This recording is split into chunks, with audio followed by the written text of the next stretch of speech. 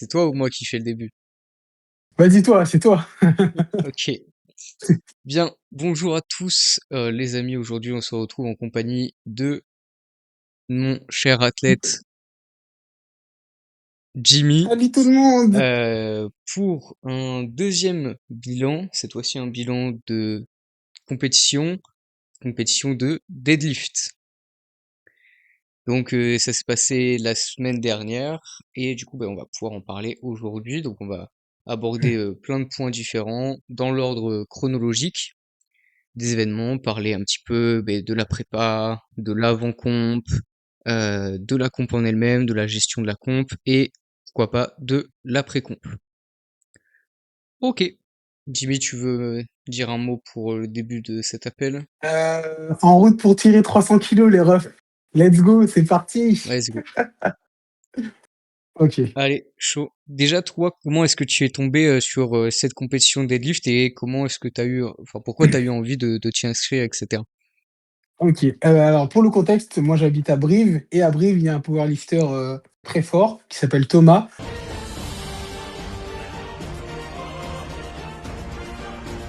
qui avait fait les championnats de France en 2024, qui avait été champion en moins 74 kilos, qui a ouvert assez récemment une salle de powerlifting, donc avec du matos calibré tout ça. Et il organise des compétitions. Donc la première compétition, logiquement, bon, c'est du SBD. Donc la première, c'était juste du bench only. Donc moi, je l'avais pas fait parce qu'en plus de ça, c'était le même jour que la compétition de strict curl. Donc je ne pouvais pas faire la compétition de bench only, mais en vrai, j'aurais peut-être fait, hein, juste pour le lol. Puis après, j'ai eu des échos qu'il y aurait une compétition de deadlift.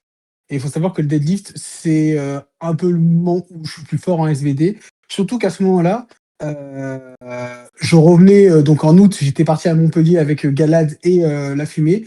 Et j'avais lâché des très bonnes perfs en deadlift. J'avais lâché 182,5 x 12 et 190 x 7. Sachant que je n'avais presque pas fait de sumi-sumo avant là, avant ce moment. Et franchement, je m'attendais pas du tout à faire cette perf, hein. De base, j'étais en mode, bon, mais 182,5, si je fais 2 reps avec, je suis content. Et j'avais lâché 10-12 reps, enfin 12 reps, et 190 x 7. Donc, ce qui donnait grosso modo 210, 220 au deadlift, sachant que j'avais aucune spécificité, j'avais des chaussures de Charclos. Donc, j'étais en mode, bon, ben, let's go. Ça va être, genre, avant, je tirais avec des chaussures de running. Donc, comment dire que c'est pas du tout efficient pour le deadlift. Donc, j'étais en mode, bon, ben, ok, sur des grosses perfs comme ça, ah, je vais tout casser à la compte de deadlift. Donc, post-comp strict curl qui avait été très cool, je me suis dit, bon, ben, on va commencer à préparer un petit peu le deadlift. Donc, courant décembre, on a commencé à préparer le terrain, à faire du deadlift. Donc, cette fois, vu que dans les règles de l'IPF, on n'a pas de gros sangles et que moi, je tirais toujours avec des sangles, ben, j'ai commencé à faire sans sangles. Et donc, ben, ce qui se passe, c'est qu'au début décembre, enfin, pendant le mois de décembre, on s'est mis un peu en bain pour faire la compétition, que je m'habitue au grip, etc. Donc, j'ai commencé à tirer, c'était soit en mix grip, soit en hook grip. Le hook grip étant technique, et j'avais pas du tout le temps. J'avais entre décembre et du coup la compétition qui était début mars, j'avais grosso modo 3 mois, et donc ça aurait été trop short pour faire du hook grip. Donc, on est parti sur du mix grip. Et voilà, j'ai grappillé, j'ai grappillé, j'ai grappillé. Donc Ouais. c'est comme ça, voilà, que je suis tombé sur la compétition parce que je connais aussi Thomas, il s'entraîne parfois dans mon basique.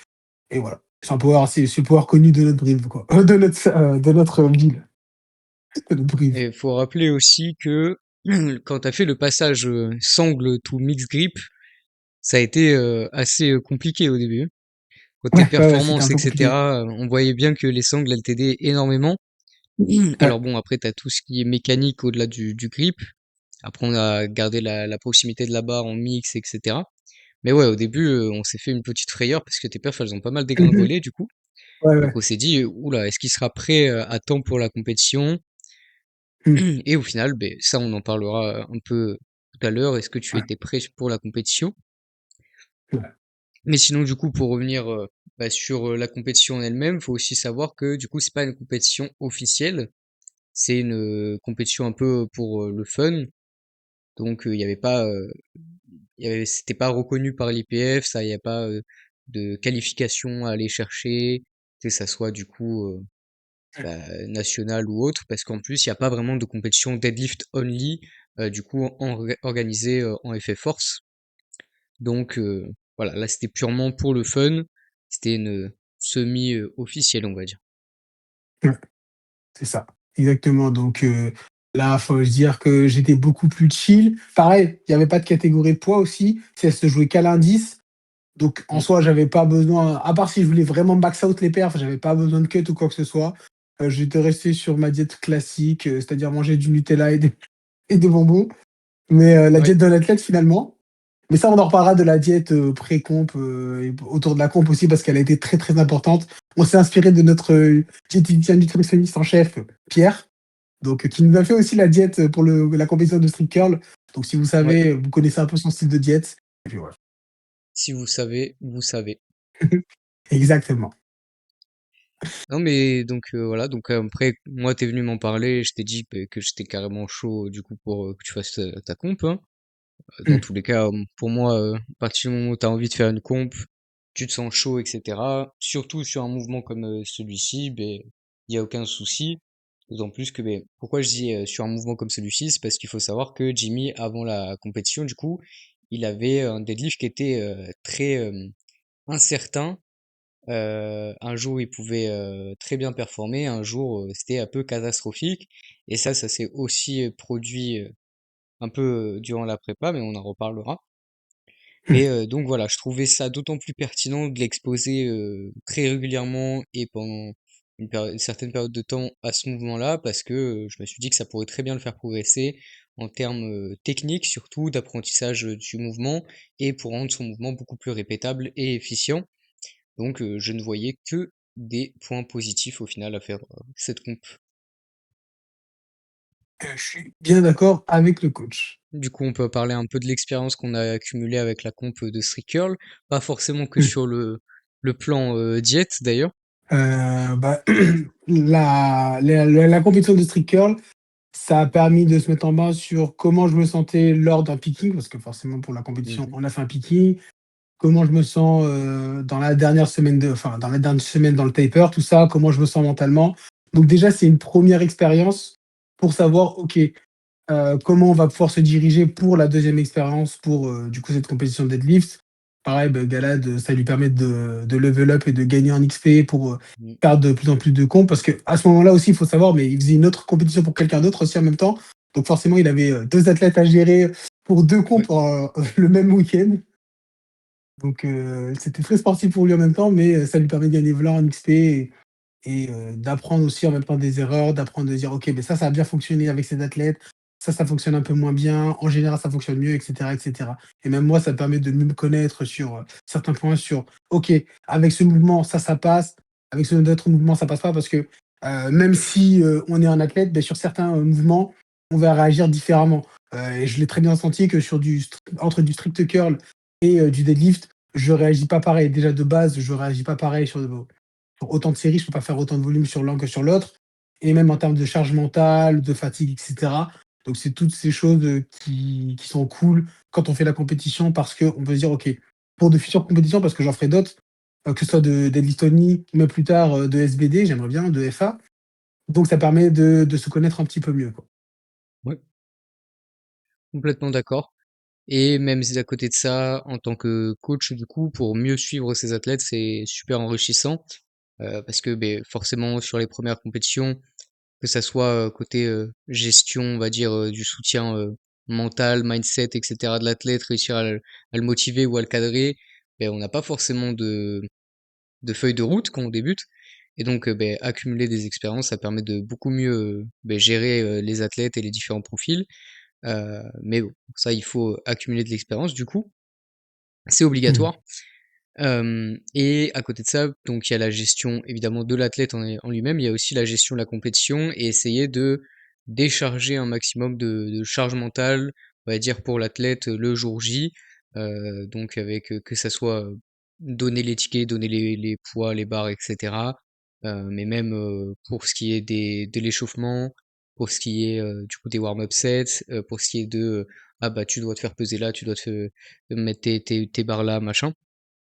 Donc tout ça, ça peut permettre vraiment aider l'athlète et qu'il se sente beaucoup mieux accompagné et au final qu'il puisse beaucoup plus kiffer sa compétition et moins subir tout ce qui est à côté et on va dire les petits points noirs de la compète, à savoir bah, du coup les petits moments de stress, à être un peu perdu, pas savoir où aller, pas savoir quoi faire, quand le faire, etc.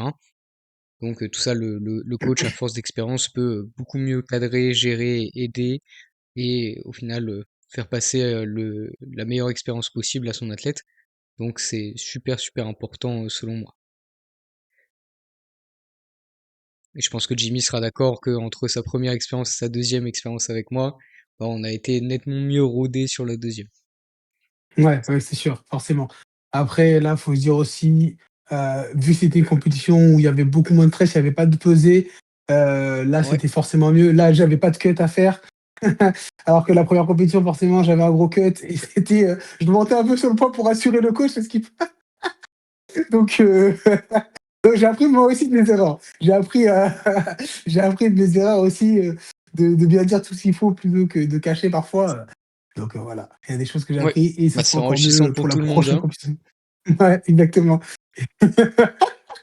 C'est Et enrichissant ce pour sera tout le encore monde. mieux. Ouais, exactement, ce sera encore mieux pour les prochaines compétitions, pour les prochaines France de street curl où là, bah, forcément, ce sera toujours Galad qui me coachera, à moins que j'upgrade et que je monte sur Monsieur Fonte, mais Non, non, non. je reste sur Galad. Galad Supremacy. Voilà, regarde, Ah ça voilà, vrai biceps. Je crois qu'il a ça, Monsieur Fonte. Bref. c'est sûr. Non, mais du coup, on va pouvoir Voilà. parler de la prépa deadlift en elle-même, du coup. Ouais, Donc, on ouais, avait forcément une première expérience avec la prépa de curl, bien qu'il y avait pas mal de subtilités et de différences, du coup. Parce que pendant la prépa curl, donc on a utilisé une stratégie avec plutôt axée autour du tableau des PR, avec une séance volume, une séance force et une séance un peu technique endurance. Tandis que cette fois-ci, on s'est plus orienté vers un picking assez classique, qui conservait une certaine utilisation du tableau d'ailleurs, sur une ou deux séances. Mais clairement, on était beaucoup plus basé sur des pourcentages et du ressenti, enfin un peu plus picking traditionnel de powerlifting, quoi, que véritablement ben, le tableau des PR et l'utilisation de certains aspects de la méthode. Au final, je pense que ça a été plutôt intéressant et enrichissant même pour toi, surtout d'un point de vue ouais. technique et apprentissage technique sur les barres et range. En tout cas, consolider déjà les bases qu'il y avait et permettre d'être vraiment vraiment plus répétable et d'avoir moins de comment dire d'arriver le jour J en ayant moins d'appréhension des charges très basses, des charges très basses, des charges très hautes donc avec des très bas RM plutôt, donc le RM. Tandis que si on avait utilisé le tableau DPR, je pense que tu aurais été moins souvent exposé à ces très bas RM du coup, et donc tu aurais peut-être eu plus d'appréhension le jour J et un peu plus d'inconsistance sur le deadlift. Euh, donc je pense que ça a été plutôt un bon choix de notre part. Et du coup, je vais te laisser parler un petit peu de la prépa en elle-même, au fil des semaines, etc., comment les performances ont évolué. Ouais, Et je vais OK. juste avant ça parler, donc avant de mettre en place la prépa en elle-même et le picking, du coup on devait faire un petit test avec Jimmy, un petit test de 5 x 5 au deadlift pour pouvoir ajuster durant la prépa les pourcentages. Et du coup, Jimmy, qu'est-ce qui s'est passé quand je t'ai demandé de faire le 5 x 5 en fin de semaine? Ah oui, alors, déjà, il me dit 5 x 5. Moi, je comprends mal le vocal et je commence à faire mon 5 x 5. J'envoie un message à Galad. Il me dit, espèce d'idiot, c'était en fin de semaine. Ah. Bon, ben déjà, je me dis, bon, ben, ok. En plus de ça, j'avais un peu raté mon 5 x 5 parce que j'avais changé la charge. Donc, Oui, j'avais raté mon 5 x 5. Je me suis dit, bon, c'est pas grave, on a la fin de semaine pour faire les bons trucs, on va faire. Fin de semaine arrive, je fais ma première série. Deuxième série, je change la charge. Je dis non, j'y arriverai pas, Galad. Il me dit, mais espèce oui, parce qu'il d'abruti, faut je t'ai aussi dit de pas changer préciser. la charge. Oui, voilà, faut préciser qu'il fallait pas changer la charge parce que le but c'était Oui. mais soit qu'il échoue, soit qu'il réussisse, mais du coup qu'on puisse ajuster les pourcentages en fonction de ça. Et du coup ensuite il me renvoie un message en me disant ah bah vas-y tranquille, je fais un 5x5 dans 2 jours. Et du coup bon j'étais en mode non Jimmy on va pas faire que des 5x5. Ouais, donc voilà, un début de prépa un peu compliqué, mais bon, somme toute, voilà, un début de prépa façon gala Jimmy, tu vois. C'est Donc, classique au final. exactement. Vraiment, c'est exactement ça. Donc voilà, on fait. Galad me donne la prog, du coup, avec les pourcentages. Donc, il s'était basé, du coup, sur le picking qu'il fait à Tessa. Il faut savoir que ce Ouais. picking, il est modifié parce que Tessa est un peu plus débutante dans le power. Donc, c'est un picking revu un peu à la baisse qui m'a été donné, sachant que moi, je suis être un athlète un peu plus confirmé. J'ai déjà fait une compétition. Bon, mais étant donné mon inconstance au deadlift, c'était bien vu de sa part de se dire, OK, on va baisser les pourcentages pour y aller vraiment ultra tranquillement sur la première semaine et augmenter graduellement. Donc, première semaine, donc faut savoir qu'on a 4 deadlifts par semaine. Donc, le premier deadlift, c'est un jour de force, mais secondaire. Parce qu'en gros, la compétition se passe le dimanche. Donc, le jour le plus important, c'est le dimanche. Donc, on avait lundi, mardi, j'ai oublié. Non, on avait mardi, mercredi, jeudi Ouais, en jour de enfin, pause, vendredi, ouais. dimanche. C'est ça, ouais, Après, voilà, je peux exactement. retourner la chercher la proc s'il faut. Ouais, voilà, au pire, ouais, voilà. Le temps que je cherche un peu les mots. Donc mardi, on commence jour de force, secondaire. Donc c'était un 3x4 au début, donc entre 80 et 85%, quelque chose comme ça. De toute façon, au pire, t'afficheras la prog en image. Mais voilà, Bah, elle donc sera sûrement entre. sur elle sera disponible en article sur le Discord, Ouais, le jour voilà. où je le sortirai du coup. Mais ouais, c'est ça. Donc on avait, tu t'entraînais mardi, mercredi, vendredi, dimanche, et du coup tu avais force secondaire, technique, volume et force primaire. Exactement. Donc la séance du mardi c'était basé sur des pourcentages au format de reset reps du coup. Mm. Et donc avec des formats évolutifs au fur et à mesure des semaines. Le mercredi, c'était une séance purement technique, basée sur l'intention de perfect form, sur la vitesse, la vélocité, le maintien justement de la forme parfaite à travers les reps. Et donc là, on était vraiment sur une séance très très sub-max, avec des pourcentages très très bas et peu de reps. Ensuite, la séance du vendredi, donc là, on était plutôt sur une séance volume, donc sur des rep range un petit peu plus élevés, et elle était très dépendante de la forme de Jimmy, dans le sens où ben, s'il se sentait très bien, très confort articulairement, ben, il s'orientait plutôt vers une variante spécifique à son deadlift semi-sumo, donc par exemple du tradi, ou ça aurait pu aussi être du sumo complet par exemple, mais dans son cas, le tradi était plus pertinent en vérité. Mais après, du coup, si jamais il se sentait, par exemple, extrêmement mal articulairement, ben, il aurait pu faire du hip thrust, par exemple, pour décharger les structures de la colonne. Donc là, c'était vraiment une séance un peu plus flexible, un peu à l'image de la méthode, euh, parce qu'on adaptait justement en fonction de la forme du jour et en fonction des capacités que Jimmy avait. Et finalement, le jour de la compétition, donc le dimanche, on avait la séance de force primaire et du coup, ben, cette fois-ci, on était sur des pourcentages et des formats fixes. Euh, enfin, un format fixe en top 7 et un format évolutif en back-off pour se rapprocher de plus en plus, être de plus en plus spécifique au 1RM au fur et à mesure des semaines et se rapprocher des charges maximales que Jimmy pouvait tirer.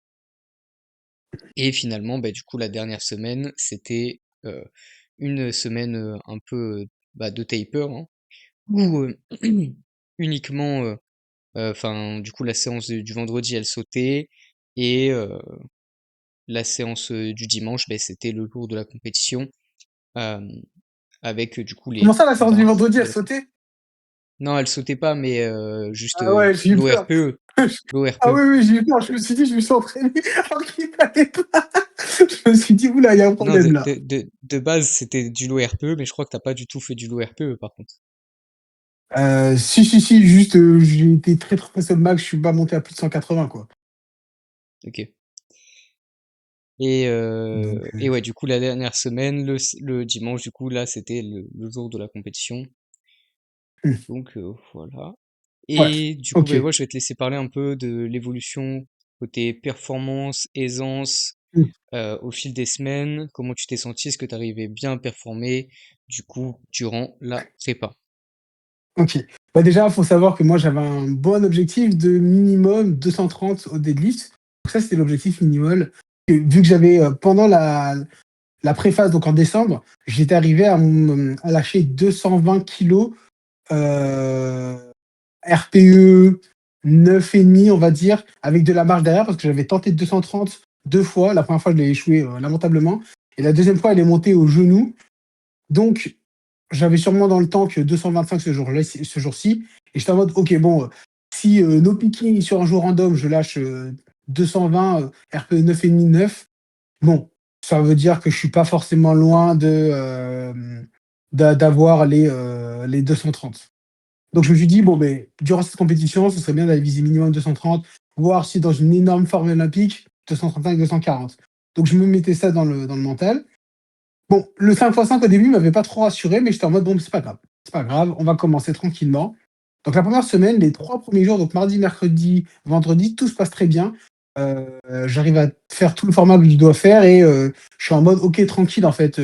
Galad, je lui envoie le retour, il me dit, mais en fait, tu prends pas assez de temps de repos et tout ça, t'es assez rapide et tout. En vrai, genre, ça se voit, on va pouvoir augmenter les pourcentages plus que prévu. Donc on se dit, moi, je suis en mode, vas-y, je suis trop content. J'arrive dimanche, premier jour, euh, flop. Aïe, aïe, aïe, flop, gros flop. Je crois que je lève pas 200 kilos à ce moment-là. Précise qu'on n'avait pas encore augmenté les pourcentages. Non, on n'avait pas encore augmenté les On était pourcentages. en mode, on va peut-être, si jamais la semaine se passe bien, réajuster les pourcentages. Ouais. Et je dis à Galette, Mais au trop final, facile. Dimanche, énorme flop. J'arrive pas à lever 200 kilos.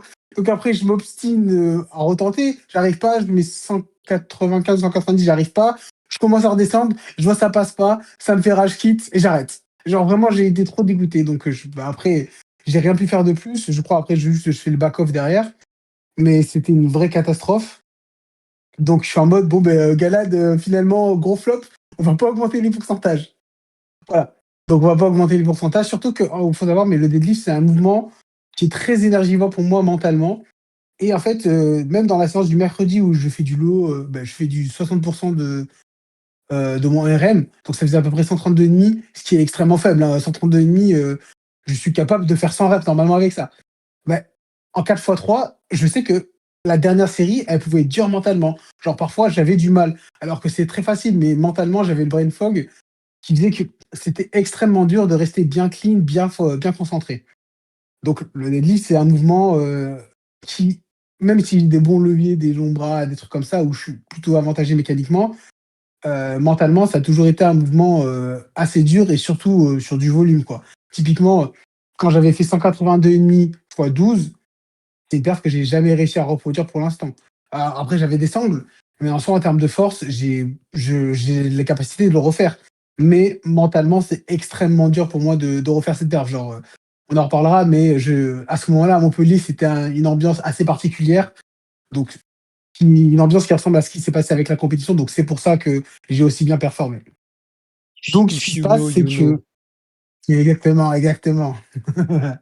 Donc, ce qui se passe, c'est que Galad, on se dit, bon, ben, on va pas augmenter les pourcentages, on va rester sur le truc de base. Donc, la deuxième semaine, elle est compliquée. Elle est assez compliquée, même mentalement, j'ai envie de FF.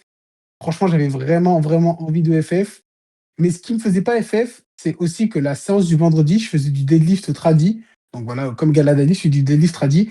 Et bah, j'en sentais pas mal. J'avais fait première semaine 150 x 11, RPE branlette. Donc j'étais en mode, ok, bon, bah, tradi, c'est drôle, au moins je vais continuer. Puis même, Galad allait venir à la compétition. Donc je pouvais pas trop le décevoir et je pouvais pas dire non, tu viens pas, gros, t'annules tes billets, tu vois, je peux pas dire ça. Donc Il y deuxième avait semaine, ça, on et il y continue. avait aussi le fait que tu avais un peu conscience que ça se passait, enfin, que c'était entre guillemets normal que ça se passe comme ça, Ouais, parce que la compte de Stricture s'était passée un peu de la même manière, et au final, ben, exactement. ça t'a pas empêché de performer, tu vois, sur la suite. Donc, c'est pas parce que ça part mal que ça finit mal pour autant. C'est aussi ça Exactement. qui Ce que t'a Galad permis avait de dit justement, continuer. la prépa c'est quelque chose, Et la compétition, le jour de compétition, c'est un autre jour. Et j'avais toujours ça un peu dans ma tête. Je me suis dit, ok, bon, mais de toute façon, il y a le jour de comp, on verra bien ce que ça donne. Donc la deuxième semaine, elle a été quand même compliquée parce que mentalement, j'étais vraiment pas en forme. J'étais en mode, bon, mais c'est pas normal tout ça. Mais je me dis, je continue, je vais m'accrocher, tout ça. Donc ça continue, on continue de grappiller, tout ça. Donc pareil, après sur le vendredi, je lâche 160 fois 11 en tradi. Donc je suis plutôt content. Voilà, au moins ça évolue bien, je suis content. Et le semi-sumo, parce que moi du coup je suis en semi-sumo, bon, ben, ça a fait son petit chemin tranquillement. J'essaye de bien me concentrer techniquement, d'essayer de bien voir les points techniques. Donc après, on arrive à la troisième semaine. Donc c'est la semaine, enfin je sais plus, je crois que c'était en 4 semaines, je crois, normalement. Donc je crois que c'était la semaine où Ouais, je devais faire, ouais, du coup, troisième semaine, semaine un peu stressante, surtout le dimanche, parce que je suis censé faire un 1x1 le dimanche, RPE 10, du coup, où je dois dépasser, dans l'idée de dépasser mon 1RM. Donc, sur la semaine, je me sens bien, je me sens confiant. Je suis en mode, ok, bon, ben, ça a l'air d'aller, tout ça. Et la troisième, et petite angoisse, on va dire, pour moi. Le tradi, je me dis, bon, ben, on va voir ce que ça donne. J'ai mis 190 en tradi. À ce moment-là, je mets 190, je fais 5 reps. Et je me dis, bon, je vais pas y aller comme un fou furieux parce que si le tradi, je flop, enfin, si le tradi m'impacte trop pour le deadlift sumo, ça va être compliqué. Et ça, je vais expliquer au coach que, ah, j'ai fait du tradi, j'ai overshoot. Donc, ce qui se passe, c'est que je fais mon tradi, je fais 190 x 5, RPE 9, on va dire, RPE 9, 8,5. Donc, je me dis, je vais pas trop forcer. Je fais ma séance jambes tranquillement, tout ça. Je vais pas trop forcer. Et le dimanche arrive, je me dis, j'espère que ça va passer quand même, je me convainc. Donc, je fais ma montée de gamme tranquillement. J'arrive à 210. Je me dis 210, elle passe bien, mieux que ce que j'aurais bien pensé, tout ça. Je me dis 210, ça va. Et après, je mets 222,5. 222,5 passe, avec de la marge un petit peu, mais elle passe. Donc je me dis, je vais mettre 230. Bon, c'était vraiment pas le meilleur choix de faire, hein, 230. C'était vraiment pas le meilleur choix. Mais je me dis, bon, pour la elle satisfaction, passe vraiment, j'étais en avec mode. un petit peu de marge, donc je mets 230. Je me dis, bon, mentalement, j'étais quand même assez déçu de la 222,5 parce que j'étais en mode, attends, j'ai lâché 222,5 avec moins de marge que quand j'avais passé 220. Donc j'étais en mode, bon, même si 222,5, 220, c'est pas les mêmes charges, mais en soi, j'avais quand même un peu de moins de marge, mais je me dis, je vais tenter 230. Bon, je la lève pas. Bon, ça m'étonne pas, je me dis, bon, c'est pas grave, tant pis. Je vais continuer ma séance normalement, mais au moins GPR. J'ai envoyé un galette GPR 2,5. On a fait le boulot. Donc, dernière semaine. D'ailleurs, il faut savoir que, contrairement à la compétition de strict curl, où j'ai été au chômage, j'étais tranquille, j'avais aucun stress. Là, je travaille maintenant. Donc, j'ai un 35 heures, un peu physique et tout. Je travaille dans un supermarché, tout ça. Donc, niveau fatigue, j'ai plus de fatigue, que ce soit physiquement ou mentalement. Je peux le ressentir que mentalement, ça impacte. Même si ça va, en vrai, en soi, ça va. Mais j'ai bien plus de fatigue que sur la compétition de street curl, hein. Franchement, la compétition de street curl, j'avais juste à me lever, m'entraîner, dormir. C'est tout ce que j'avais. J'avais aucun stress sur ça, presque. Alors que là, c'est différent. Donc, on arrive, quatrième semaine, semaine de taper, semaine que j'aime beaucoup, parce que la semaine de taper, c'est la semaine, t'es tranquille. Tu passes presque aucun temps à la salle. Franchement, c'est une semaine, j'aime beaucoup la semaine de taper. Il faut savoir que du coup, pendant le picking, j'ai continué à m'entraîner sur tous les autres mouvements, que ce soit le bench, le haut du corps, bas du corps. Donc, pareil, ça se fait son chemin, ça progresse bien, même le street, tout ça. Donc, j'ai continué à évoluer sur ça. Et la semaine de taper, ben, on enlève presque tout ça, quoi. Ou alors, on garde deux, trois exercices d'assistance, mais sans plus. Donc, j'avais toujours le mardi, mercredi, vendredi et dimanche le jour de comp. Donc, mardi, c'était le upper. Non, c'était lower, du coup. C'était lower, upper, lower, upper. Donc, mardi, lower, j'ai fait deadlift. Et je sais plus si j'avais non, je crois que j'avais rien fait d'autre en plus ou rien de presque en plus. Donc voilà, juste fait ça. Le mercredi, j'ai fait mon du coup le deadlift. Donc ça se passait bien aussi, c'était tranquille, hein. Fallait que je sois relativement tranquille. Même si c'était un peu difficile. Le premier jour, c'était un peu difficile, j'étais un peu surpris. C'était un peu difficile, mais j'étais en mode bon, ben, je vais pas forcer parce que je suis censé ne pas forcer, être tranquille sur cette semaine-là. Donc c'est ce que je me suis dit. Je vais pas faire comme au street curl où je dis à Galad, t'inquiète gros, je suis un peu 9,5. En fait, j'étais un peu 10. Première séance de street curl du Ah, ça, je Stager. m'en souviens très bien, ça. Je envoie, ouais, t'inquiète, tu es RPE 9, 9,5. Non, gros, t'es RPE 10. T'inquiète, quand j'ai mis ce groupe, j'ai mis ce groupe. Ah, mec, Donc, entre ça et le mensonge sur le poids à la compte de Street Curl, c'était quelque chose. oh mon dieu. Ah non, mais là, c'était le divertissement. Ah ouais, gros, en fait, j'étais un peu plus lourd que prévu. Oh là là. Et bref, du coup, le mercredi, je fais du deadlift. Après, je fais du bench, mais je vois que je suis vraiment pas en forme sur le bench, donc ben, je passe assez vite. Et après, juste, je fais du street curl, et c'est tout. J'arrête après. Et du coup, vendredi, dernière séance. C'est une séance, c'est un peu la même chose qui s'était passé pour la compétition de street curl pour la dernière séance. C'était vraiment la séance balayouille en mode, bon, ben, je fais mon truc, je teste juste vite ce que ça donne, mais je force vraiment pas, je vais être chill, voilà, je vais être tranquille et tout. Donc, le vendredi, bon, ben, je suis tranquille, je monte pas à plus de 180, je fais quelques reps, quelques tests, des trucs comme ça, mais je veux vraiment pas loin dans l'intensité, dans l'effort. Et en plus, mentalement, j'étais en mode, bon, 180, bizarre, ça se trouve, je tire en tradi, bon, bref. J'étais en mode, bon, on va voir ce que ça va donner. Donc, ce qui se passe, c'est qu'après, Gala, lui, il arrive le samedi soir. Donc moi, je vais le chercher à la gare le samedi soir. Il vient dormir chez moi par terre. Parce que nous, on n'aime pas faire dormir les gens dans le, dans le lit. Non, ouais, il préférait dormir par terre que. Donc voilà. Donc On il laisse les dort, athlètes voilà. correctement récupérer. Exactement, exactement. Donc on dort, tout ça. Avant ça, Galad, il me demandait s'il pouvait manger chez moi. Je lui ai dit, il n'y a pas de souci. Il m'a dit, est-ce que tu peux aller acheter du Nutella, s'il te plaît? Je lui- Parce que du coup, il faut parler de la diète. La diète, c'était du coup le soir, bon, Galad, je lui avais fait des pâtes, je lui avais fait à manger un petit peu. Ouais, ah, c'était les meilleures Et pâtes de ma voilà, vie. Des pâtes voilà, avec du vraiment, gruyère et du beurre et parce j'étais comme un fou parce qu'en fait j'avais pas mangé ouais, parce que- depuis 24 heures probablement, en tout cas pas un vrai repas. J'étais extrêmement fatigué parce que c'était suite à la compétition de Tessa, suite à une nuit blanche, suite à 2 entraînements du coup. Et à une soirée qui s'est un peu éternisée. Donc c'était vraiment, vraiment ultra. Enfin, j'étais déchiré, décalqué. Je suis arrivé dans le train vers Brive. Du coup, j'étais en fait posé comme ça. Dans les 5 dernières minutes, j'étais en mode, gros, je n'ai jamais été aussi fatigué de ma vie, genre. Et vraiment, j'avais mal à la tête et en même temps, je me sentais complètement déchiré. Donc, j'envoie un message à Jimmy pour lui prévenir, eh mec, sincèrement, si jamais je suis désagréable ce soir ou quoi, m'en veux pas trop, je suis juste extrêmement fatigué. Et Jimmy il croyait même que j'étais un peu bourré, genre, tellement j'étais Vraiment. déchiré. Mais ouais, il m'a fait le meilleur repas de ma vie. J'ai mangé ça. Ensuite, on allait se coucher tranquillement pour se Ouais. réveiller le lendemain extrêmement tôt pour la compétition. La vérité, c'est que genre j'ai fait un coma de 12 heures. Jimmy, il est venu me réveiller en mode gros, faut qu'on y aille. Je te jure, Ça va être la eh, course. comment j'étais en mode. En plus, je sais qu'un truc, c'est que Galad, il aime pas du tout qu'on le réveille. Donc, la première fois qu'on s'est vu à Montpellier pour le troller, je l'ai réveillé un petit peu et il m'a dit, gros, on refait plus jamais ça. Genre, vraiment, il m'a menacé en mode, si tu refais ça, je te frappe, vraiment. Du coup, depuis le jour, je sais que je ne dois pas le réveiller. Et dis-nous, je le voyais dormir et j'étais en mode, mais comment je vais faire pour le réveiller? J'étais en mode, est-ce que j'envoie pas un message à Quentin pour lui demander comment je peux réveiller Galad? J'étais effrayé de savoir comment je vais le réveiller. Du coup, je vais essayer de le réveiller tranquille, tout ça. Je me dis, gros, j'ai la pesée. Parce qu'en plus de ça, de base, on devait partir à pied. Donc, la pesée, elle était à 13h30. Et Galad, il était en train de dormir. Il était encore midi 20, quoi.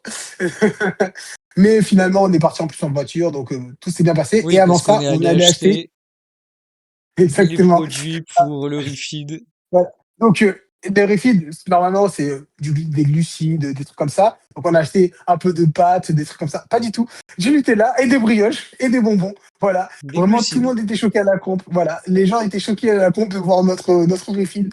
On était les deux seuls à manger du Nutella. Donc, Moi, j'ai dit à du Jimmy, Nutella. tu prends ce que tu veux, il faut juste un apport en glucides. Il a décidé de prendre les brioches au Nutella. Hmm. C'est parce que c'est Pierre la dernière fois qui nous avait dit Exactement. c'est cool les gars. Voilà, nous on suit les conseils du diététicien Pierre. Au final, la vérité c'est que ben en fait t'as bien performé avec. Donc où est le Et on va problème? continuer Voilà. comme ça. On va Et continuer voilà. comme ça. Voilà. avec des petits C'est la bonbons en plus. signature. Donc, exactement, c'est la signature de nos athlètes. Donc, là, il y a donc on arrive sur la compétition, ambiance chill et tout. Bon, contrairement à l'ambiance enfin, au truc de pardon, de curl, non, contrairement au strict curl, là, c'était des gens de ma ville, certains, donc je connaissais. Donc, bon, voilà. Elle, lui, il connaissait personne, mais il sait s'intégrer socialement. C'est pas un animal non plus. Donc, tout se passe bien pour Galad. Il parle un peu, il fait un peu sa propagande, tout ça. Et donc, on arrive, donc on est à la pesée. Vu que ça se fait au ratio, nous, on était tous à se peser habillés. Donc voilà, moi, je me pèse à 78. Bon, faut savoir que la veille, j'avais mangé pizza. Donc vraiment, je m'en foutais un peu du poids. Galet, je lui avais dit, est-ce que je fais un gut cut? Il m'a dit, bon frère, tu vas pas abuser de faire un gut cut, profite, mange comme d'habitude. Et puis voilà. Pour une Donc j'arrive, je compétition pesais à où 78 il n'y a kilos. pas trop bah, Non, je... d'enjeux, j'étais en mode pas forcément obligatoire, tu vois, de faire ça. Je lui ai Ouais. dit si vraiment toi tu veux que ça te fait kiffer, pourquoi pas, mais bon, tu vas rien gagner. À la limite, tu vas gratter 2 places. Enfin, moi, Hmm. je vois pas d'intérêt. Et perso, je l'aurais pas fait, Ouais, à j'ai pas moins fait. que vraiment je sois très lourd et que du coup, j'en profite plutôt pour faire une sèche, c'est pour justifier ma sèche qu'autre chose. Hmm. Mais en vrai, sinon, je n'aurais pas fait de gut cut ou quoi, tu vois. Ouais, exactement. Donc j'en ai pas fait. Bonne ambiance, on se teste tous, tout ça. Donc, on est répartis par plateau. On sait à peu près l'heure de la pesée, de nos passages. Donc, d'abord, c'est les femmes qui passent. De très belles perfs. Franchement, il y a des très belles perfs. Franchement, il y a des choses. Bah, il y a une meuf qui pèse 50 kilos qui a deadlift 140 kilos. Donc, extrêmement fort. Vraiment, c'est vraiment, vraiment fort. Elle est vraiment forte. Ouais, donc, côté meuf, en plus de ça, l'ambiance, tout le monde criait, tout le monde encourageait, tout le monde et tout. Euh, Mm. alors, faut savoir que niveau des standards, c'est une compétition de chill, donc parfois il y a des standards qui passaient un petit peu moins, genre il y avait une femme qui relâchait la barre directement. Mais bon, faut savoir que c'est une compétition de chill, même si tu avais un petit peu d'appui cuisse, c'est pas grave, tout ça. Ils étaient pas là pour mettre des rouges parce que, oh, attention, t'as relâché la barre directement. Non, on était vraiment chill. Donc voilà, et il faut savoir aussi que celui qui a la salle et qui organisait la compétition, donc Thomas, il participait aussi. Donc, on était regroupés en plusieurs plateaux. Donc, les plateaux, ils étaient faits en fonction de notre estimation du max. Moi, j'étais plateau 3 et il y avait 4 plateaux. Donc, j'étais plutôt dans ceux qui tiraient un peu lourd, on va dire. Donc, on s'est chauffé il y avait 2 salles. En gros, ce qui passait, c'est qu'on s'est chauffé dans la salle de power de Thomas. Et après, on avait la salle de cross-training Aerox de Charlie. Donc, c'est là où on faisait tous la compétition, qui est une très belle salle. En plus, vraiment, elle est magnifique. Elle est très, très cool. Donc, ce qui se passe, c'est que une fois que le plateau 2 commence à monter et à faire leur barre, avec Galad, on décide d'aller s'échauffer. On avait fait notre plan, on décide de s'échauffer. Donc moi, je commence à faire mon échauffement articulaire parce que moi, je m'échauffe. Voilà, donc je m'échauffe, tout ça. Et avec Galad, on commence à décider des jumps qu'on va faire. Donc initialement, moi, mes jumps, c'est un peu genre avec là, c'était une barre c'est pas une barre de c'est une barre de compétition, donc c'est une Steve bar, c'est ça? Yes, Voilà, c'est ça. c'est une Steve bar. Et moi, je le tire d'habitude à basic feed, donc des power bar ou power bar, donc qui sont déjà un peu plus souples. Barco, hein. Power bar, c'est aussi les stiffs de mémoire. Ah non, pardon, excuse-moi. Ah, Donc, pardon. Bah, Barco, bar commercial. bar commercial. Ouais. Ok, ouais. Et bah, du coup, je tire sur ça. Et en plus de ça, avec des bumpers, enfin des points un peu lourds, un peu volumineux. Donc, euh, ils font plier un peu la barre. Ce qu'il n'y a pas du tout sur une steel bar comme ça. Donc, Ouais. Galad, il me prévient, il me dit, c'est normal si tu commences à devoir grind un petit peu en bas, la barre va faire que tu vas avoir ça. Surtout que je suis très explosif en bas. Donc, forcément, c'est un peu bizarre. Donc, on monte un petit peu. Donc, on fait les jumps qu'on avait prévus, c'était 70, 120, 150, 170, 190. Et après 190, on décide, parce que de base, on voulait open à 210, mais on s'est dit, on va open à 200. Sauf que, encore une fois, il y a toujours des petits problèmes qui se passent. Donc, on fait tranquillement 70, 120, 150. Et ce qui se passe, c'est qu'après, je tire, donc 170. Et après, donc Galad veut mettre 190. Mais j'entends un petit truc un peu ce qui se passe. Et Galad, en fait, au lieu d'avoir mis un poids de 20, il a mis un poids de 25. Donc, ça veut dire qu'en fait, j'ai mis un jump 150, tout 180. Moi, j'entends à moitié, mais je me dis, je vais même pas entendre il y a combien sur la barre. Je remets mes écouteurs. Moi, j'avais mes écouteurs, je remets ma musique. Galan me dit, c'est à toi. Je tire. Il me dit, tu sens comment? Il me prend, je le dis, trop bien. une première partie, il me dit, OK, il y avait 200 kilos. Du coup, je lui dis, OK, bon, ben parfait, il y a 200 kilos, c'est l'opener, facile. Donc, 200 kilos, je la passe extrêmement facilement. Ça fait longtemps que j'avais pas passé 200 kilos, surtout sur calibré. Franchement, c'était fou. Et j'étais en mode, OK, bon, ben, ça annonce du lourd. Donc, avec Galad, on décide d'ouvrir plus haut et d'ouvrir à 2. Donc, c'était soit 205, 207, 210, coupe la part en deux, 207,5. Allez, ça va être automatique. 207,5. Une très très belle barre aussi. Ça va charger. Allez, Jimmy. Allez, Jimmy. Allez, gros. Allez, Jimmy. Facile. Allez. Oui. Donc, là, ça allait être à nous. Donc, on commence à chauffer. Moi, je commençais déjà à être bien hype, tout ça. Donc, je me chauffe, tout ça. Je passe 207,5. Elle passe facile. Franchement, elle passe facile pour un opener. Je fais gaffe à bien mes standards, tout ça, à être le plus mieux en termes de standards. Donc, avec Galad, on se dit. De base, je voulais faire 207,5, 225, 220. Ouais. Mais Galad m'a dit calme-toi. Déjà, on va faire un intermédiaire, calme-toi. J'ai fait ma barre 207,5. Je me suis dit, on va faire un intermédiaire. Donc, on a fait 207,5 et après, on a fait 217,5 ou 215, je sais plus. 217,5, je crois. Ouais, 217,5. Il a pas le droit à l'échec là. Allez, Jimmy, va charger. Allez, Jimmy. T'as la force de la faire. Fais-toi confiance. Allez, gros. Allez. Fais-toi confiance. Allez.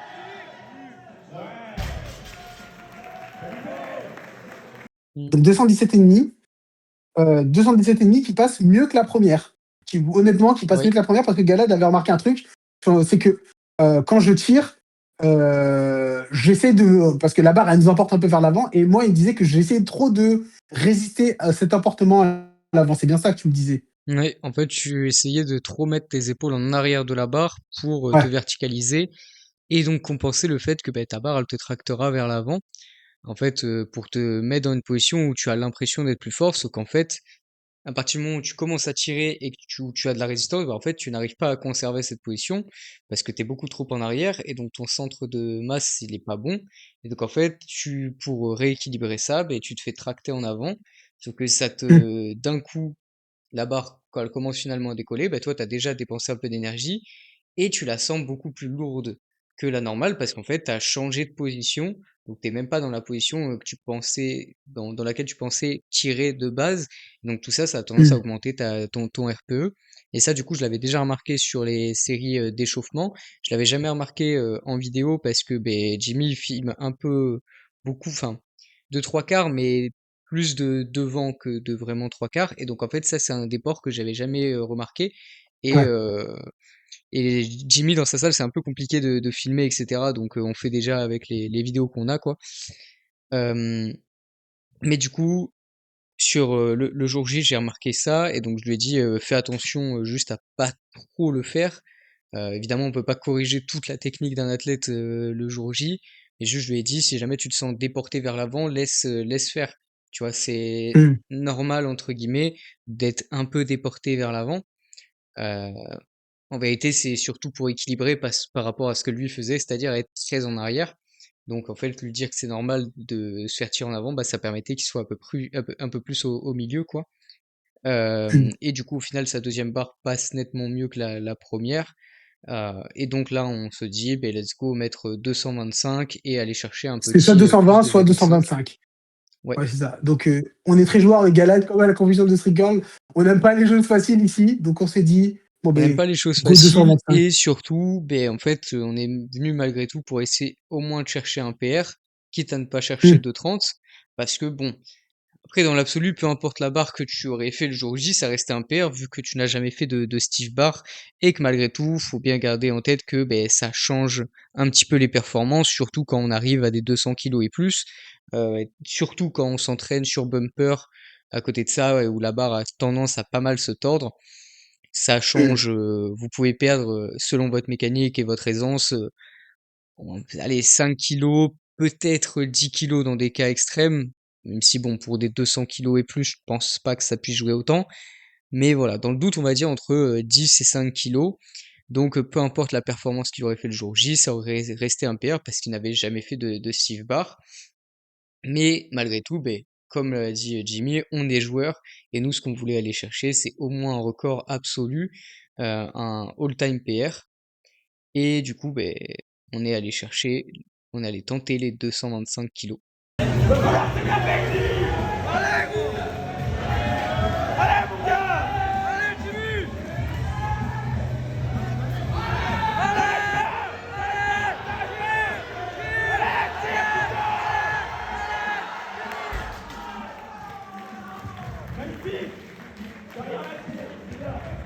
Et vas-y Et Jimmy, dis comment. malheureusement, c'est pas passé. J'ai bien grind au-dessus des genoux, mais malheureusement, c'est pas passé.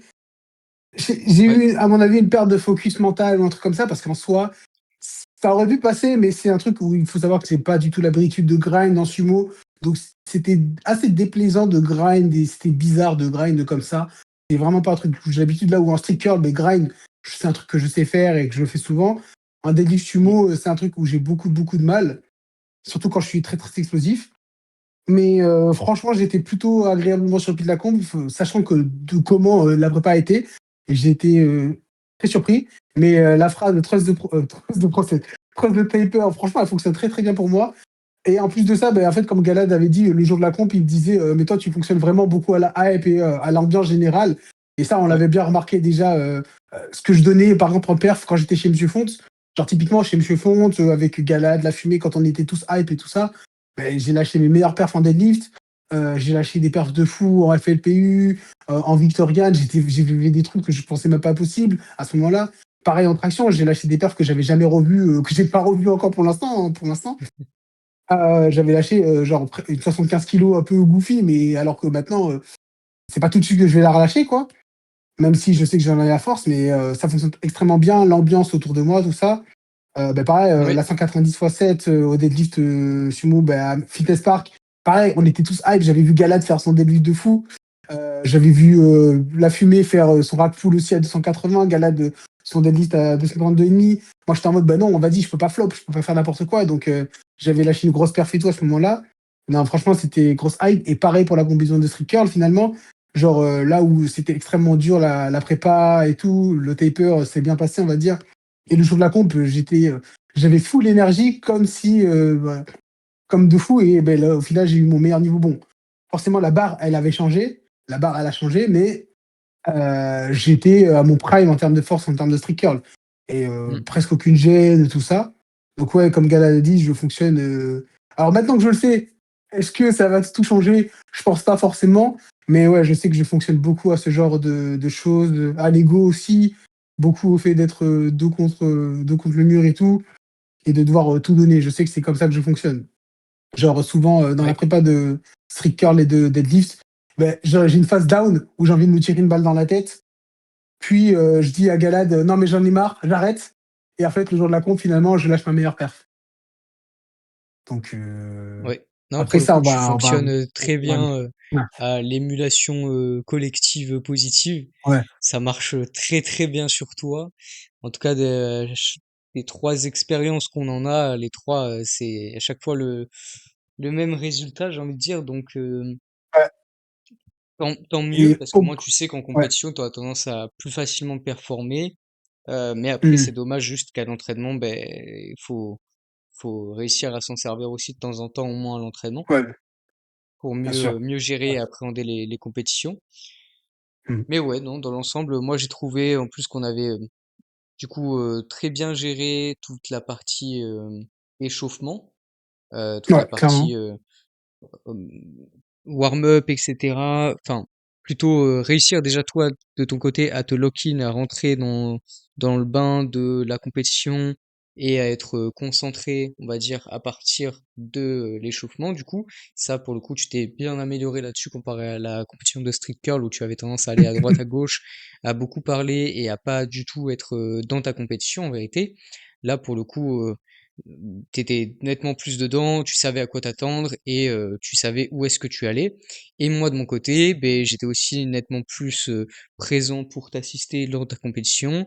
J'étais nettement plus je savais où est-ce que je devais t'aider, quand est-ce que je devais t'aider, qu'est-ce que je devais faire, qu'est-ce que je devais ne pas faire aussi. Et donc, moi, je me suis occupé un petit peu de tout ce que tu n'avais pas besoin de t'occuper, par exemple charger les poids, Ça, je voulais pas te, lui te, demander, te- genre ça, j'avais trouvé ça ultra fort que M. Font fasse ça. Et du coup, Mm. j'étais en mode, j'ai pas trop envie de le demander à Galad parce que je sais pas, ça se fait pas trop, mais il l'a fait de lui-même et j'étais en mode, c'est vraiment cool parce que j'ai pas besoin du tout de me casser la tête à dire, ok, Ouais, on met un poids de ça parce que surtout c'est chiant.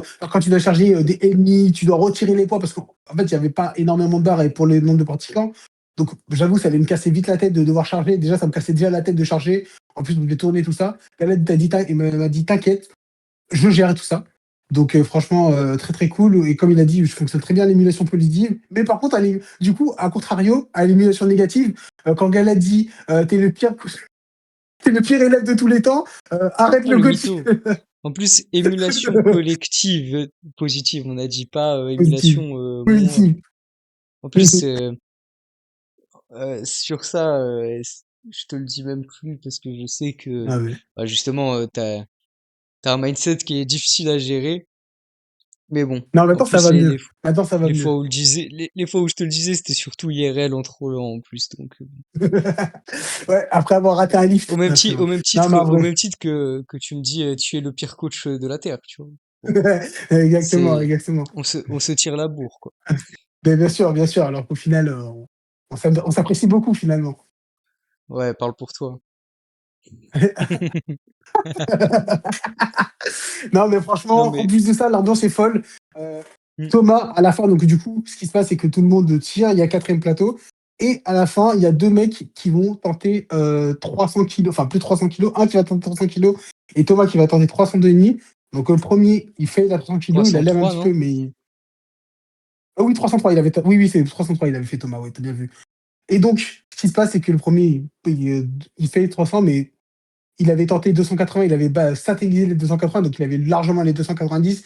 Juste, vu que Thomas avait tenté plus de 300, il s'est dit, je vais faire la même chose. Et du coup, Thomas, il met 303. Donc lui, il tire avec des sangles, mais on s'en fout, c'était pour le beau jeu. Lui, il était hors match. Et on voulait juste le voir tirer. Moi, je lui avais dit avant la compétition, je veux voir les 300 aujourd'hui. Donc, il va tirer tout ça. Et énorme, il a explosé la barre, vraiment, il a déchiré la barre. Et incroyable l'ambiance du coup dans la salle, il tire les 300. Voilà, c'était juste magnifique, c'était juste incroyable. On était tous hype de voir les 300 comme ça, enfin 303 du coup. Et on se disait, en plus de ça, vraiment, il les a satellisés, donc il y avait vraiment de la marge, c'était vraiment incroyable. Vraiment, tout le monde était très sympathique dans la compétition. On se tirait pas la bourre, au contraire, on était tous là à s'encourager. Du coup, le speaker aussi, Vincent, très très cool aussi. Il encourageait à chaque fois, il disait allez, allez, vas-y, c'est parti, c'est parti. Donc c'était vraiment, vraiment très très très très bonne ambiance. Pareil pour les arbitres, les chargeurs, les pareurs et tout ça. C'était vraiment incroyable. Ouais. Non, pour le coup, l'ambiance de la compétition était super agréable. J'ai trouvé ça super familial et bienveillant. Tout le monde motivait tout le monde criait, etc. Que ça soit du coup pour les passages avec les barres en charge absolue les plus importantes ou les passages avec les charges absolues les moins importantes. J'ai trouvé aussi que côté enchaînement au niveau des plateaux, c'était plutôt agréable à regarder en tant que spectateur en vrai. Tout était assez rapide. Forcément, on est sur du deadlift only et pas du SBD, mais je trouve ça plus agréable en fait à regarder et plus agréable à suivre aussi, d'avoir qu'un seul mouvement. Donc de ce point de vue-là, je trouvais ça nettement plus agréable en fait et Ouais, intéressant. Et à côté de ça, en tant que du coup coach, c'était plutôt pas mal. J'ai trouvé que c'était bien organisé. En soi, bon, on n'a pas besoin non plus d'avoir une giga organisation, du coup, vu que c'est pas une compétition de SBD qualificative ou quoi. Mais ouais, voilà. en soi, tout était relativement simple. On savait où est-ce qu'on devait aller pour faire chaque truc, etc. Ça a directement été expliqué clairement. Les plateaux, on a su l'ordre de passage et à peu près les horaires bien à l'avance, avant la compétition. Donc on Mm. savait déjà quand est-ce que tu passais, à quelle heure, etc. pour s'organiser un petit peu. Et voilà, en tant qu'athlète, je suppose que ça a été aussi assez agréable hein, pour performer, etc. L'ambiance carrément cool, je pense, pour un athlète qui voulait juste performer et tirer la barre la plus lourde Mmh. possible. Euh, Après, j'ai pas trop de défauts à dire hein, sur le lieu, sur l'orga, sur tout ça. C'était une compétition vraiment en fait accessible à tous et vraiment super agréable en fait. Je trouve que c'est le genre de compétition qui manque un peu maintenant en FF Force, Oui. puisque bah, moi j'ai pu faire du coup la compétition de Tessa juste avant, et je trouvais que l'ambiance générale était un peu moins agréable et familiale et bienveillante, quoi, et que c'était un peu plus de la performance pure, mais je sais pas, j'ai moins apprécié la compétition de tour, même si elle était bien organisée pour le coup, côté coach et athlète. Je trouve que l'ambiance générale, que ça, pour les spectateurs ou même à vivre, c'est peut-être un peu moins agréable parce qu'un peu plus cadré et il y a moins cet esprit familial que j'aime bien dans le sport, de, enfin dans le power. Euh, mais à côté de ça, ouais, pas grand-chose à dire en vrai, hein. Je pense que c'était Bah, totalement aussi, acceptable. petit SO au fait que les photos soient gratos aussi, ça c'est Ah oui, incroyable. oui, Ça c'est les photos sont quali de fou et elles sont toutes gratos. Ça c'est, heu, bien vu. ça c'est vraiment masterclass. Alors forcément, il y a peut-être un peu moins de photos que si c'était, des white time medal, des trucs comme ça, Non mais mais franchement, photo gratuite, des récompenses pour ceux qui étaient sur les podiums et un mmh, trophée pour celui qui a tiré, bah, qui était le plus le fort flux de la comp, relatif, ouais. en relatif, ouais. Donc non, franchement, genre Alors qu'en des street curl, on n'a prix, rien eu, hein. enfin, On n'a ouais, rien eu en street curl, hein, je tiens à street dire. curl, On il y avait a rien. Toi, t'as failli même ne pas mmh. avoir ta médaille, on ne dira pas pourquoi. On ne dira pas pourquoi, mais tout le monde le sait, hein. Bref, Non, franchement, pour le oui. coup, j'ai trouvé que c'était vraiment une très bonne compétition. Tout ça pour 5 euros, genre, en tant Ouais, qu'athlète, vraiment, et ouais, 0 € en tant que coach et spectateur. Donc, non, franchement, ah ouais, ah oui, assez c'est vrai fou, qu'il en faut vrai. préciser. Ouais, faut préciser que c'est 50 euros. Ouais, alors, du coup, vu que c'est une Bah, non-compétition et non officielle. ouais, une comp officielle FF Force, du coup, bah, vous avez le prix de la compétition, le prix de la licence, le prix du singlet, du coup, et ah oui, le prix des chaussettes hautes, et c'est tout, voilà. Parce que ça, C'est c'est les tout, trucs mais vraiment obligatoires. Mais c'est ouais. déjà, ça chiffre déjà pas mal. Et bon, après, pour ceux qui prennent des équipements, donc ceinture, t-shirt SBD, bande poignet, etc., genouillère, ça commence à vraiment chiffrer.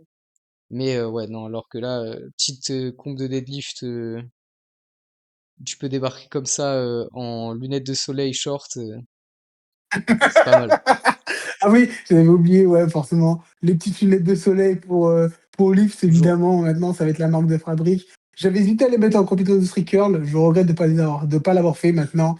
Ça va je être chaque regrette aussi. compétition. Si c'est autorisé, chaque compétition, ça va être en lunettes de soleil maintenant.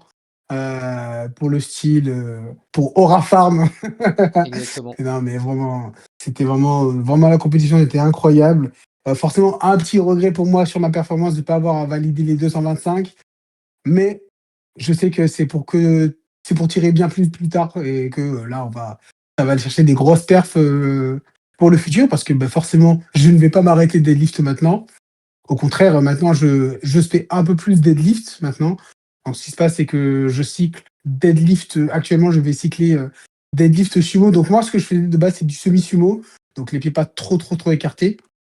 Maintenant, je fais du sumo, bah, du vrai sumo, quoi, en hook grip. Et je cycle ça avec du tradi parce que, ben, avec la prépa, je me suis rendu compte que j'étais pas si mauvais que ça en tradi parce que finalement, j'ai lacé 190 fois 5 qui fait un PR par rapport à ce que j'avais déjà fait en tradi de 4 reps, sachant que j'avais de la réserve. Parce que la dernière fois que j'avais fait vraiment du tradi, c'était chez Monsieur Fonte, justement, où j'avais fait 180 fois 2, je crois, et 190 fois 1. J'avais peut-être de la marge à ce moment-là, mais j'avais les sangles et tout. Donc là, je m'en sors plutôt bien sur du tradi, donc j'aimerais bien aller chercher des grosses perfs en tradi. Là, mon objectif, c'est surtout aussi vraiment de devenir extrêmement bon en sumo, en haut grip, d'aller chercher bah, prochainement les 240, 260, etc. Jusqu'à aller chercher les 300. Hein, ce serait vraiment fort Bon, même s'il y a des gens qui tirent 350 dans ma caté de poids, mais vas-y, ça sert à rien de se comparer avec les meilleurs, hein. Non, mais plus sérieusement, T'inquiète, ce serait t'arriveras à temps. exactement. Non, mais c'est d'aller chercher des grosses perfs, continuer, mais pas que dans ça, bien évidemment, toujours, maximaliste, maxing, donc même en street, hein, aussi. Chercher enfin les 100 kilos belges, ce serait bien aussi, un jour, parce que là, ça commence à faire long. Ça On commence à entend faire dans un ta petit voix peu long. là qu'il est désespéré. Mais après, au Ouais, vu parce des que perfs que tu as lâchés en volume, maintenant, les 100 kilos, c'est qu'une question de les ouais, tenter, ouais, hein. D'arrêter j'espère, d'avoir bah, de ouais. l'appréhension, hein. Bah, non, non, non, mais je tente de plus en plus de singles, ou de warm-up, de plus en plus lourds, on va dire. Mais c'est toujours un peu Vos complexe, mais reset ça va venir, reps, ça mon va venir. ami. Ouais, je pense que j'ai commencé un peu les reset reps, genre, je sais pas, mon max à 96, donc je sais pas, vers les 85-90, un truc comme ça. Mm. Donc oui, Yes, oui, carrément. aller chercher et aussi en squat parce que, beh, j'ai un squat, moi j'ai un squat, qui fait tellement pitié que je le montrerai jamais pour l'instant. Donc aller chercher des Ouais, mais des après, perfs en squat, tu ce peux serait trop lâcher bien. tes perfs en Zercher squat, ça compte pareil. Ouais, bon, allez, vas-y, versus squat, c'est plus facile aussi. Non, c'est pas plus facile, hein. Bah, la différence entre mon versus squat et mon squat, elle est abyssale, hein, donc bon, Oui, mais c'est parce que t'as des problèmes de mobilité. C'est plus des problèmes d'expression de la force que de force réelle. En gros, pour je expliquer pense aussi. brièvement, Jimmy est en mesure de faire 190 kilos en Zercher squat. Par contre, en squat classique, je crois que t'as pas dépassé 140, 130. C'est ça, j'avais fait 140, Ouais. donc Et voilà, parce que honteux, c'est la Jimmy en honte. début de J'ai coaching, il avait quasiment, il pouvait quasiment pas squat en fait. Jimmy c'était bâton man, c'était un caillou, c'était je pouvais pas dans ce squat incapable. à la Ouais. Mais genre, tout ça, mais en vrai on en parlera dans un bilan athlète, hein, je ouais, pense. ouais, Là c'était ouais, parce plus que bilan comp. On va éviter de trop ouais, ouais, divaguer, surtout que ben, j'ai un autre appel. ouais, ouais, c'est Et sûr. Mais voilà, bilan de la comp, voilà, objectif. Du incroyable. coup, Ça juste objectif post-comp, vas-y, on dit combien là au deadlift? pour l'an prochain? Ouais. Pour Pour l'an prochain, pour le 15 mars 2027. je Non, pense en en vrai, vrai avant de vrai, 2027. Avant 2027. avant 2027, en vrai 260 avant 2027. Je suis conservateur, je reste conservateur, ça Ok, enfin ok, conservateur, ok. ça reste un paire plus presque 40 kilos quand même, hein. Non, Donc mais c'est Mhm. quoi? Oh, quand Hein? je vais raconter ça à Monsieur Font, il va rigoler, je pense. Non mais ça reste un PR plus 40 kilos, c'est pas faux, mais c'est objectif. Après, s'il se passe pas, surtout que là maintenant, je viens de passer sur du sumo en hook, donc c'est beaucoup plus. Genre le hook, bah, ça m'avait un peu niqué la peau du pouce ici, là, hier. Enfin, ouais, C'est hier. le hook.